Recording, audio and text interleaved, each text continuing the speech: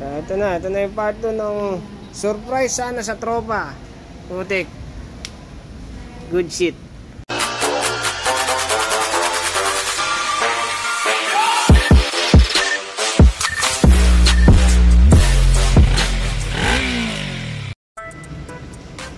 Ayun, nagsali na ako ng langis eh. Ito lang muna yung nilagay ko langis. Ayan, tatlong litro yun. Di isa. Gagamitin ko kasi lalagyan. Tapos coolant, filter para sa ibang motor yan. Carb, kasi ko lang yung carb. Papalitan ng mga float valve to eh. Nalinisan na to. Ito. Binrush ulit. Itong pangit pagka naka... sobrang linis na ito sa actual eh. Sobrang linis na ito. Talagang ano to eh. Binabaran ng linis ng hanap na to. So ito, itong mga pilot, mga main, mga okay naman yan, mga fuel screw.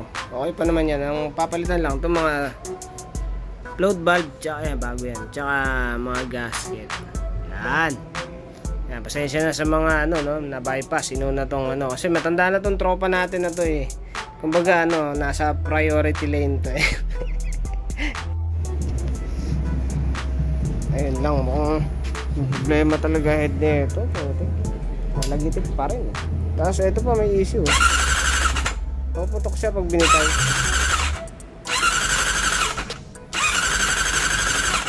Wala na nga.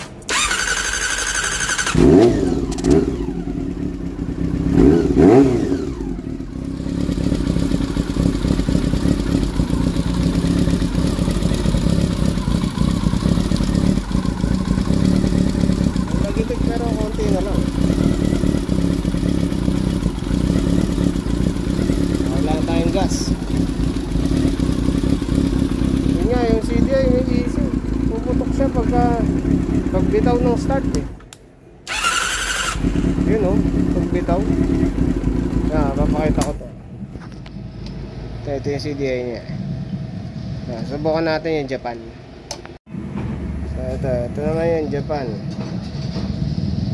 Japan ayaw magpukita. Ito.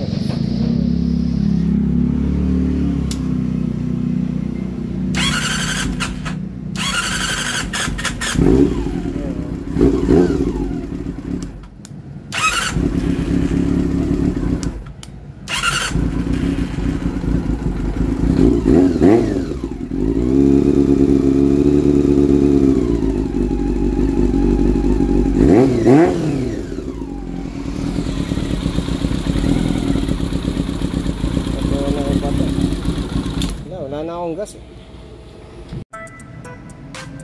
So ayun, binuksan ko yung ibabaw para makita kung sumusukan ng langis. Okay naman yung langis. Yung linya ng langis. Sumusuka naman. Pucha, di ko alam talaga kung ano yung nalagitik na yun. Duda ako sa Bendix eh. Tapos ito, benta ko na rin to kasi yung shifter niya sira na rin. Nakuha ko sa Shopee kaso tabingi ang putya natin ko pa. At least bago. Tapos ito lang tatakpan ko. Tsaka may leak nga pala to. Ipitan ko yung clamp dito. Tapos lalagyan ko ng mga balot to kasi sira na.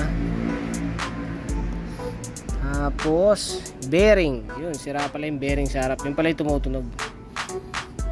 Iangat ko lang, palitan ko lang ng bearing. Okay na to eh, under na. Yun nga, may tunog eh.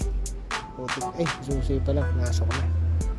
Ito pinapatay ko kasi walang vacuum, hindi na gumagana yun. Palitan ko lang ng bearing. Ito, tumutunog.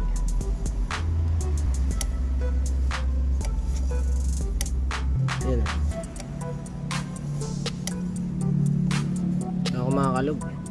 Makakalog talaga siya eh. Kita ba dito? Hindi makita. Yan, dalawang kamay eh. Ayun, bukod sa sirang bearing, kumakalog na yung bearing eh. Nakita ba dito? Yung kabila yung malaking kalog. Ito medyo lang. Kabila malaki. Tapos ito bumuka oh. Kasi yung speed gear pala. Stock up po dyan na gano'n, no.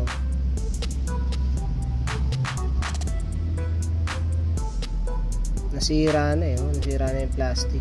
Stock up pala yung speed gear, ang putik. Yung bearing sa kabila sira. Teka. Makakalog niya. Kita ba? Mahirap makita. Yan, o. May hinto-hinto nga eh. Yun. Makakalog yung bearing. So, palit bearing, palit din ng speed gear. Putik.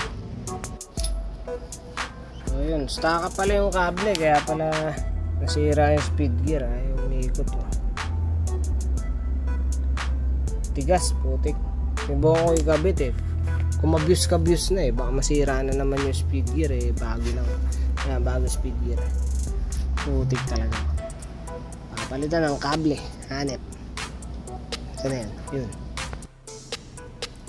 So ito, nakapagpalit ako ng kable kasi medyo mahaba. Kaya nire-route ko na siya dun sa gitna ng busina. Tapos yun. Tapos okay na ako dito sa harap. Ito, napalitan ko na rin.